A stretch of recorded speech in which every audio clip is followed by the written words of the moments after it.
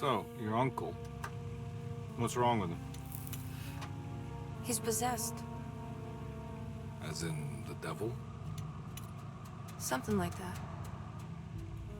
He says a dark man is following him, watching him at all times. What do you make of it? It's nonsense, of course, but I'd be lying if I said it didn't bother me. You see, it runs in my family. Possession? No, Detective. Deteriorating melancholy. Practically every member of the Hartwood family is driven mad before they grow old.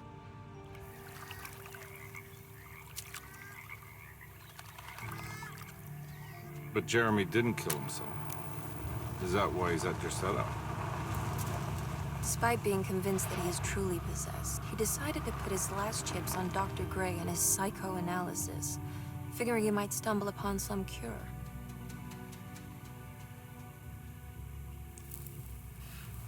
You mentioned the letter. I received a disturbing letter from Jeremy accusing the staff and all the other patients of being involved in some cult. And now they are also out to get him. Could it be real? Or is it all just in his head? It's a story he tells himself, Mr. Carnby. Anything to avoid the truth. Which is? That we're all terribly insignificant. That people mean so very little to one another. That there is no one out to get Jeremy Hartwood because he isn't worth getting. Here we are.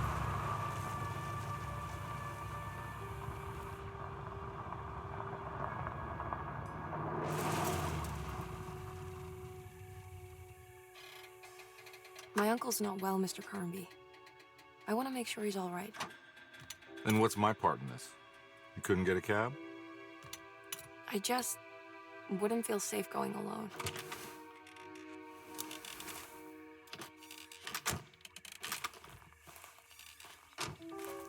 Did you bring a gun? Yeah. You think it'll actually come to that? No. But you might need to wave it around depending on how agreeable the staff will be. What exactly are we gonna do when we find Jeremy? I don't know. Let's just find him first.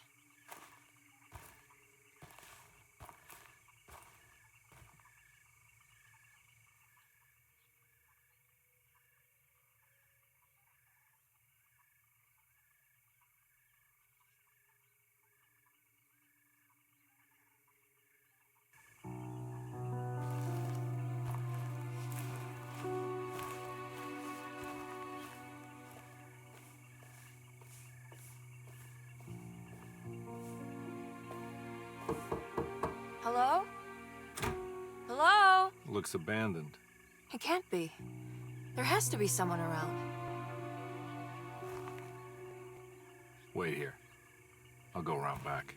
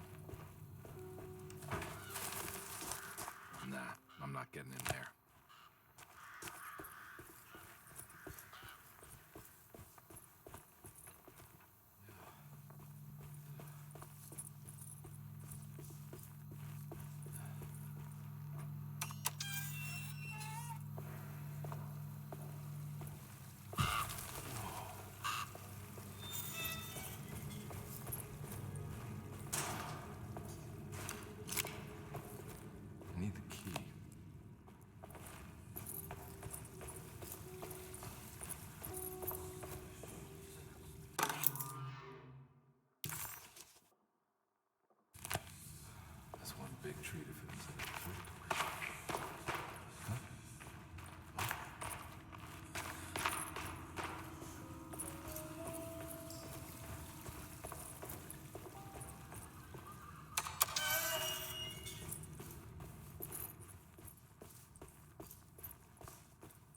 Nah, I'm not getting in there.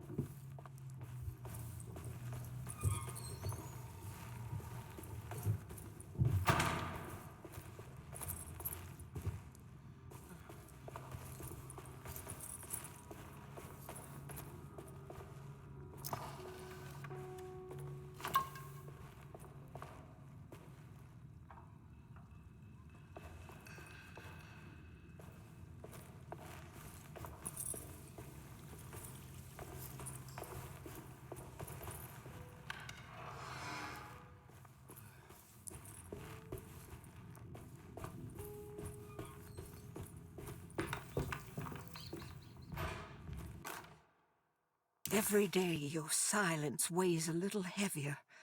It's been a difficult year for everyone, and many have lost all hope. I read in the papers about people suffering. Pictures of dust-covered landscapes without a drop of water. I wish I knew if you were still tending the earth or if you had turned your back against us. I have started to look for help elsewhere. I pray you will tell me if I am going down a path that you find disagreeable. With help from Baptiste and Charlotte, I found comfort in the practice of the voodoo. I have long been skeptical of that Caribbean cult, but it's been of good use to me. It seems all harmless in my book. I say some words dreamt up by the Creoles, and I carry around a small pocket of gree-gree. Nothing of this is mentioned in the Bible, of course, but the French Quarter priestess tells me it's all connected. She says the Christian God is just one more perspective on the creator of things. That's what I like to think, but the other way around, that the spirits of her faith are just aspects of you, our Heavenly Father. I am so grateful for the words you gave Mr. Hartwood. We will sing your praises at St. John's Eve. The world will be blessed soon again. Only the sacrifices of the Old Testament compare to your demands. Let it be the truth. A mother of earth, wood, and dirt. A mother of 1,000 young. Sacred sand, $1. Black cat oil, $1.50. Devil shoestrings, a quarter. That makes $2.75, madame. What was that you were telling the doctor? A goat without horns. What does that mean? You must have misheard me, madame. I said no such thing. Please, I know I don't look like any of you, but I'm devout. I'm ready to do what it takes. Do not be so eager to sacrifice the few things you have left, madame. Now please, leave my store. A goat without horns.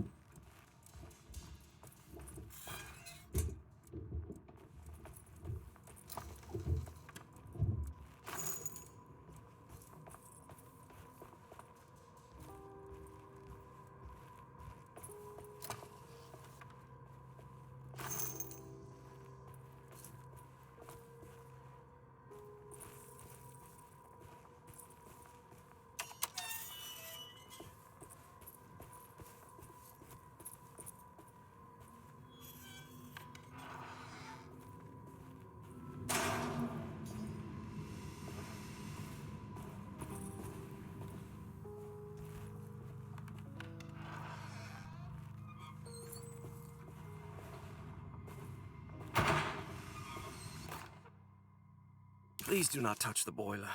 It is working after all. While the sabotage has caused a leak, only the decorative plate has been completely ruined. Let's wait for Mr. Chance to turn up and he can take a look at the leak. Mr. Waits. I need the key.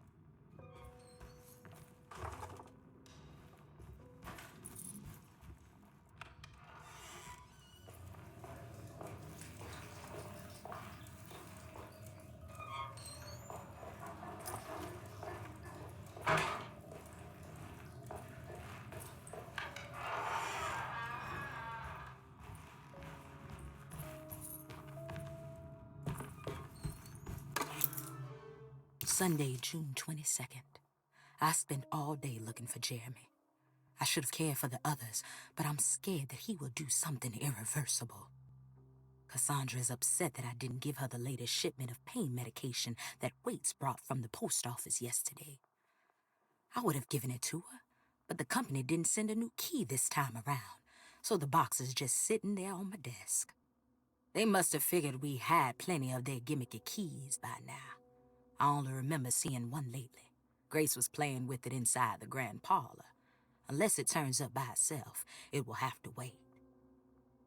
I have to figure out where Jeremy is. I think Jack knew something. That dog of his found a strange rot permeating the house. She's showing us, he said. Like those blots and streaks of fetid rot was talking to him.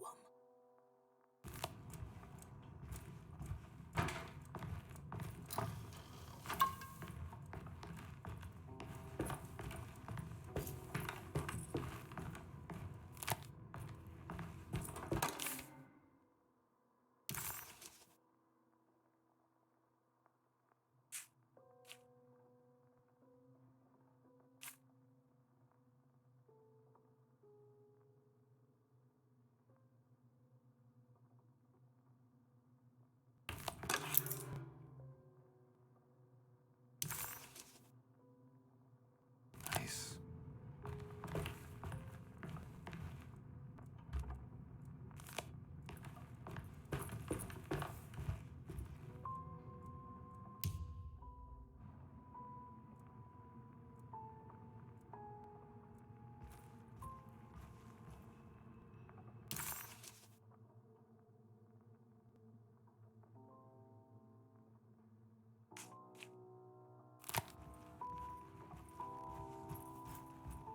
I need the key.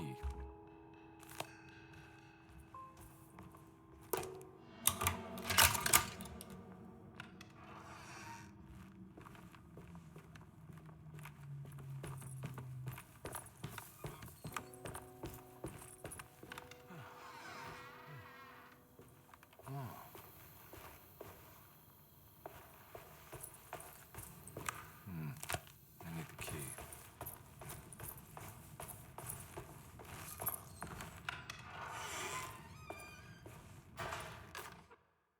The Great Depression. President Hoover raises tariffs on over 20,000 imported goods in an act to protect American labor. Following the collapse of the Wall Street stock market on October 24 last year, American industry has suffered greatly. Thousands of companies have gone bankrupt and left a large part of the American workforce unemployed. In an attempt to turn the tide, the Smoot-Hawley Tariff Act has been signed by President Herbert Hoover. By regulating commerce with foreign countries, the government hopes to encourage the industries of the United States to compete with cheap foreign imports. Superstition on rise. New Orleans voodoo stores and spiritual mediums see increased profit during troubled times. While the market has faced hard times ever since Black Thursday of last year, voodoo doctors and snake charmers see significant rise in number of customers. With the coming Eve of St. John on the 23rd, the police expect increased cult activity around Bayou St. John, the southern shore of Lake Pontchartrain. Voodoo rituals in that area on the Eve of St. John have a long tradition reaching back to the first snake worshippers brought as slaves from West Africa. During the 19th century, its practice was popularized by the legendary Marie Laveau and has since been embraced by many of the Creoles and the surviving aristocracy of the French Quarter. Author seeks asylum. Rumors regarding author Cassandra Beauregard making Derceto her home verified. Derceto Hospital is an old plantation building on the eastern shores of Lake Pontchartrain. While often considered an asylum for the insane, residing Dr. Elmore Lee Gray prefers to think of it as a convalescent home, a place where you can go to rest. The patient list is kept secret, but thought to include many of the black sheep of wealthy families, because at Derceto, treatment does not come for free. Local author Cassandra Beauregard has now been confirmed by her own admission. She's been lauded as a powerful Creole voice and written many successful books. Lately it was reported from Hollywood that she has finished a moving picture manuscript titled Slaughter Gulch. That film is set to hit the theaters next year.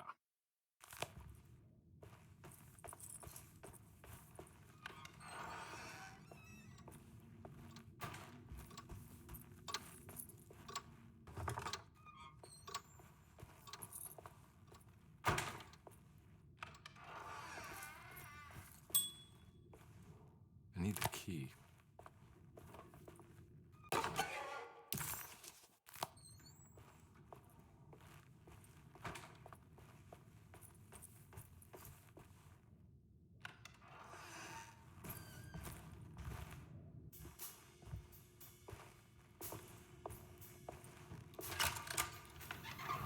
Thanks. What are you doing? Who are you? Whoa, pardon me, excuse me. My name is Edward Carnby, private investigator. I hope you don't mind we let ourselves inside. I do mind. This is private property. You can't just barge in here. I'm sorry about all this, but I'm looking for my uncle. It's urgent, and no one was answering the door. We can't hear you knocking anymore. None of us can. Who is your uncle, darling? Jeremy. Am I right? She has that Hartwood glue, doesn't she? That's right. I'm Emily Hartwood. I just came to make sure my uncle is all right. Well, he is unavailable right now. You will have to come back another day. Unavailable how? Is he sleeping? We can wait. He's lost. Don't I know you from somewhere? Who's your man again, Miss Hartwood? My name's Edward Carnby, private investigator. Splendid. Enough! All of you, get back to your rooms. McCarthy, keep your eyes on the child. And you two, please leave immediately. Look, we're not here to cause any trouble. Just let us see the old man, satisfy the curiosity of my client here, and we'll be off. Jeremy has gone missing. There's no need to worry, but it might be some time before he turns up. The whole staff is looking for him. What? He ran off? I don't have time for any of this. Please, come back tomorrow. All right, in that case, we'll just wait in his room. You don't mind, do you? It's upstairs, right? Wait, you can't. Don't worry, we'll be discreet. In the corridor. It's the first door on your left. I'll tell Dr. Gray you're here. Excellent. Thank you, madam.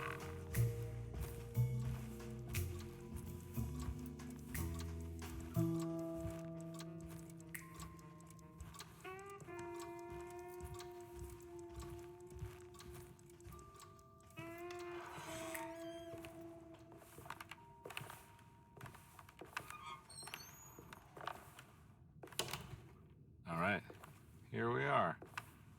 Let's look around. See if we can dig up any clues.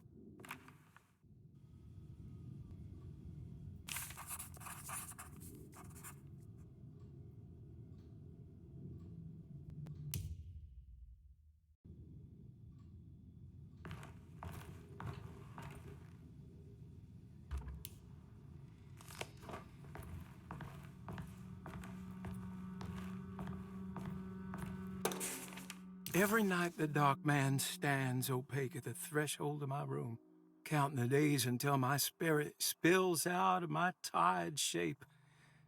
Only his pallid mask shelters my remaining sanity.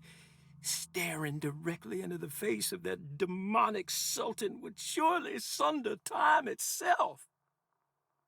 Would he have looked the same to my father as he struggled for his life? Does his veiled face haunt my niece quite the same way? I wish so that I could rest my soul in that sunburnt convent of Tarawea. Would I find you there, Juan? Or Senora Perosi, back from the beyond? Every night I hide from him, moving from one misshapen memory to another. Scenes conjured out of fantasy and delirium. Places I struggle to even paint. I wish I understood your death, Senora. Is there anything I could do for you but bury you in that bleak necropolis? That triumphant chapel rising above the ledges and the oven vaults.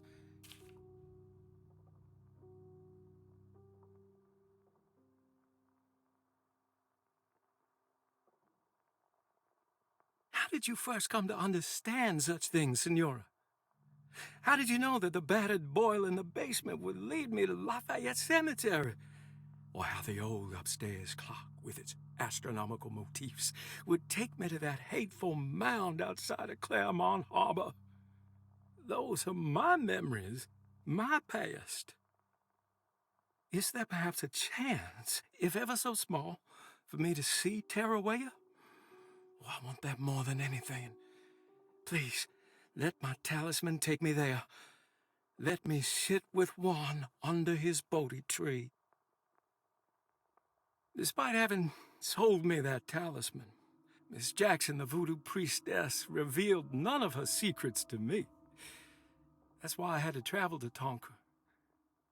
Instead, she cruelly told Baptiste, my caretaker, that he would be betrayed and killed in the most awful way, that the one he loved would pierce his thigh with a sharp spear, and that he would be devoured by his own mother.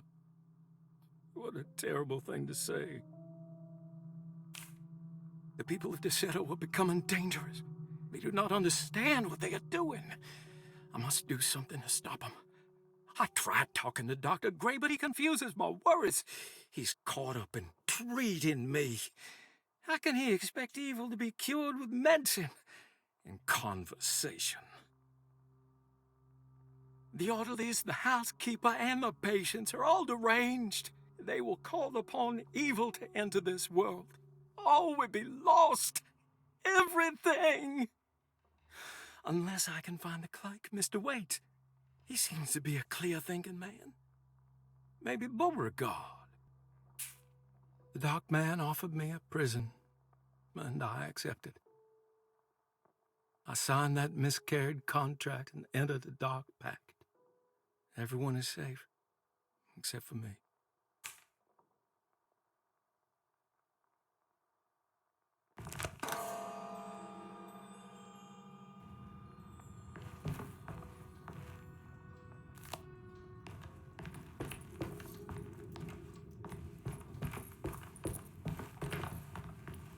I found a book full of peculiar notes.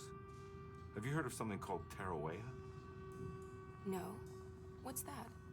I might be reading too much into this, but I think it's the place he wants to go to.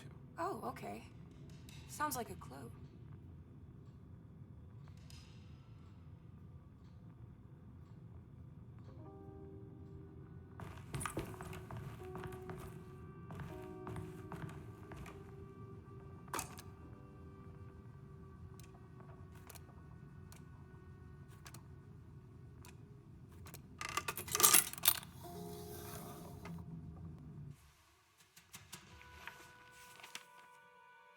Hey, you know anything about this? Looks like some sort of talisman. No, I don't. Oh, help me out here, will you?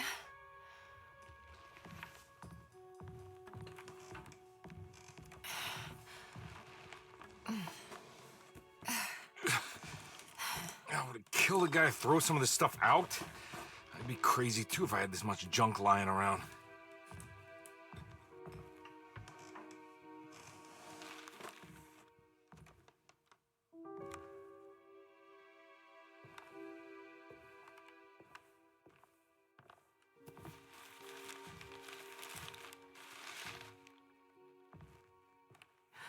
Oh, wow.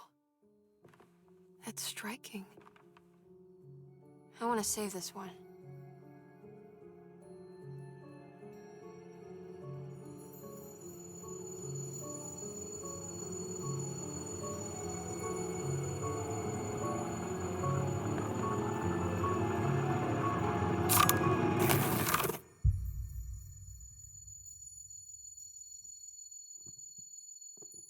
All right, come on. I want to go see Dr. Gray.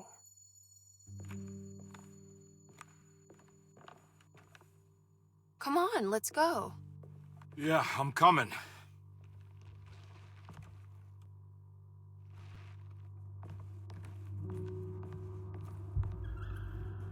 Miss Hartwood. Emily?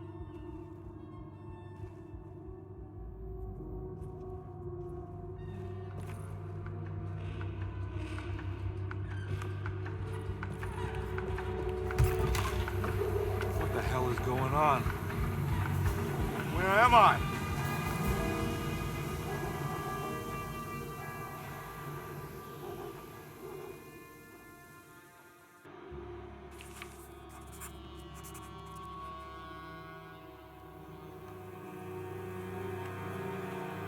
Detective Conby couldn't believe his eyes. The French Quarter scene before him was dark and sinister. The only sign of life he could see from Jeremy's balcony was the light coming from a lone corner store.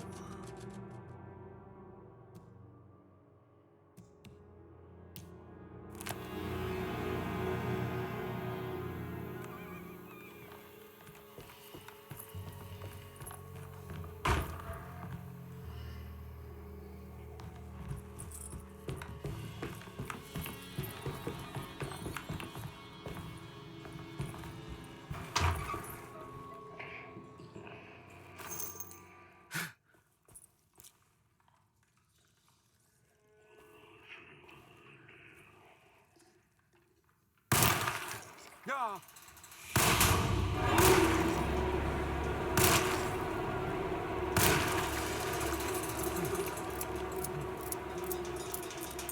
Detective Conby had seen plenty of violence before, but nothing quite like this. What was that cursed thing? Christ, what the hell was that? Ah! Ugh!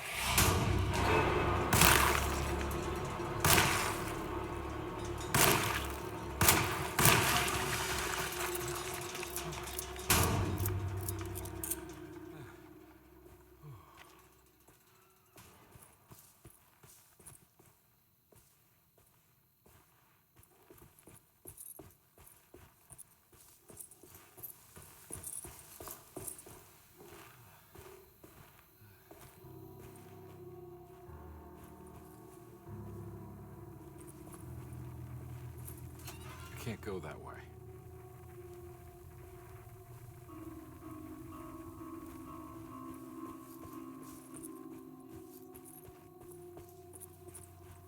What the hell is going on?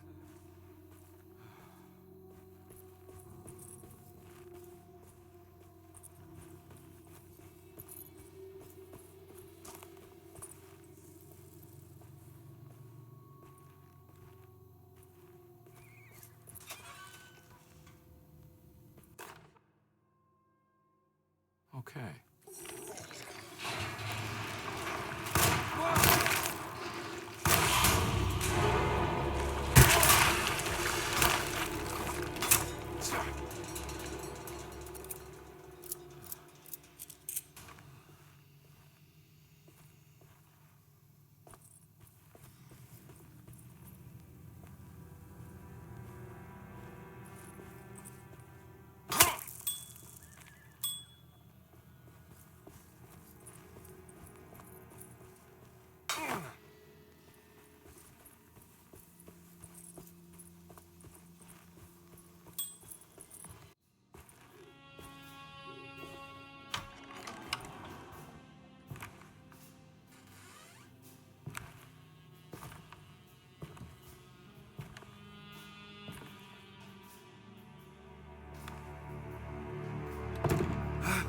Don't let them get inside, compare. They're not the good kind. Is this your store? There are no owners here. We both strangers in Jeremy's store. Jeremy did this. How? The pact with the dog man. Jeremy warned us, but we didn't think much of it. I'm Detective Edward Carnby. I was hired by Jeremy's niece to find him. Oh, yeah? How much she paying you? $150. She's sure getting her money's worth tonight. Are you a thinking man, compare? No, not if I can help it. You know, I think Jeremy's hiding in a way we can't find him. He has this juju necklace that guides him. The talisman? That's right. It's some magic charm he got from Miss Jackson down the street. The voodoo priestess? You know surprising things, compare. Yeah, the Mama Loa. Here, take the key. I locked the gate to save her place from all the ghouls and goblins getting inside. Maybe if you go there, you can find some clues to show you the way. Thanks. I'll have a look.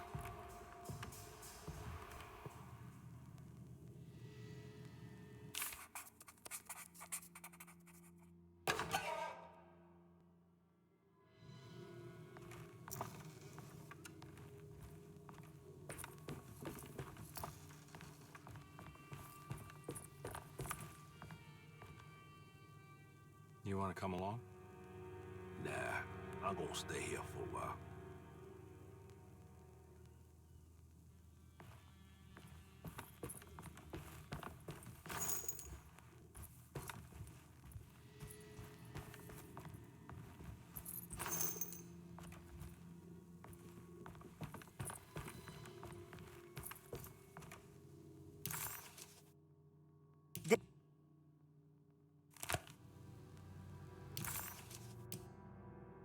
Detective Carnby hesitated to buy into the stranger's explanation, but it was all he had.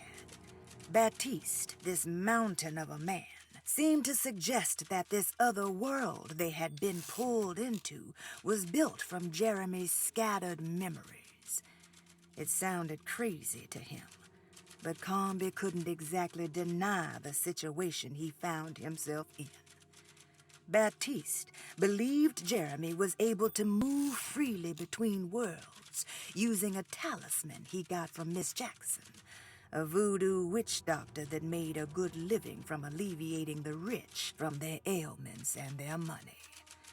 In hope to find Jeremy, or a way back to Deseto, Carnby set out to investigate Miss Jackson's place.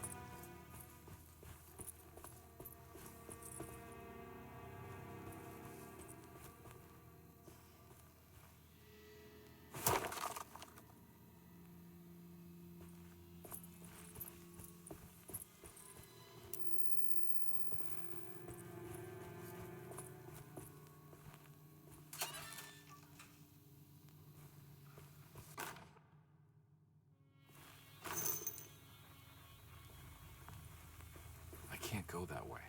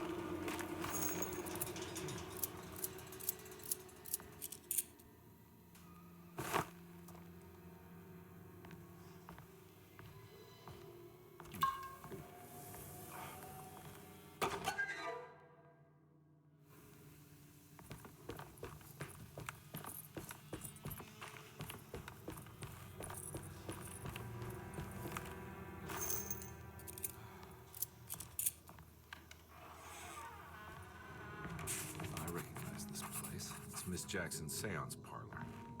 Let's see if she's got any information on Jeremy's tip. It's the talisman, like the one in the painting.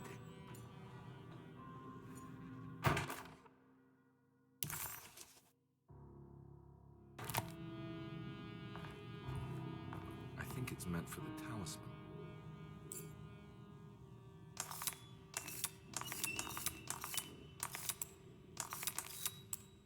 I think it needs numbers, like coordinates. Maybe there's something in Jeremy's notes.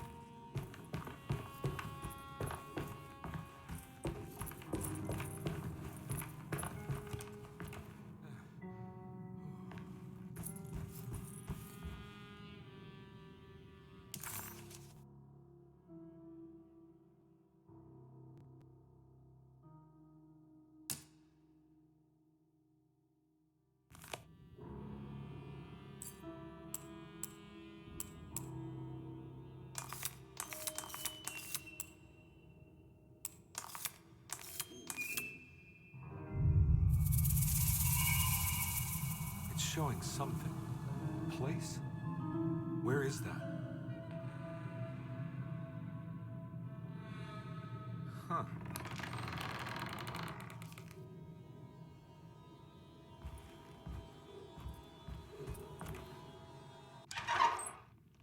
Detective, I was wondering when you were going to show up. Mrs. Thompson told me you were here. I understand you are working for Jeremy Hartwood's niece. Yeah, I guess so. I mean, you're not wrong. We came here for her uncle. I just didn't expect... I didn't expect this. You are Dr. Gray, right? That's right. You don't happen to have some identification, Detective.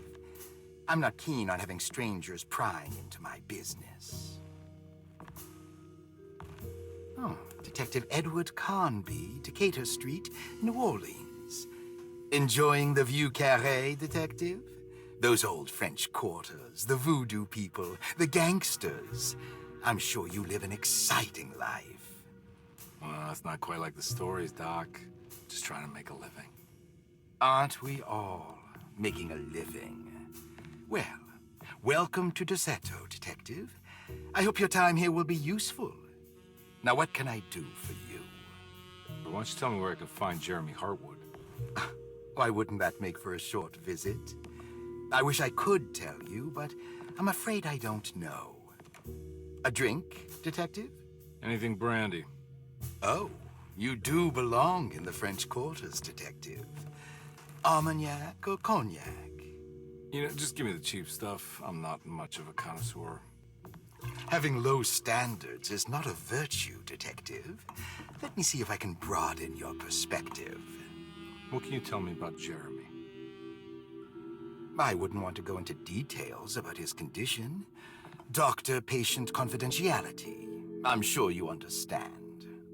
Sure, but he is crazy, and he's gone missing. Why? Here, try this. Ooh, it's good. Got a bite? It's called a sidecar. The trick is not to be afraid of the tartness of the lemon. Then, for goodness sake, don't overdo the triple sec. Okay, what can you tell me about Jeremy? Well, let me think. He is an anxious man, constantly worried about events not presenting themselves according to his model of predestination. He complains about things not being carried out in the right order, and that some things simply shouldn't be. Is any of this helpful to you? Not really. I was hoping for some direction where to look next.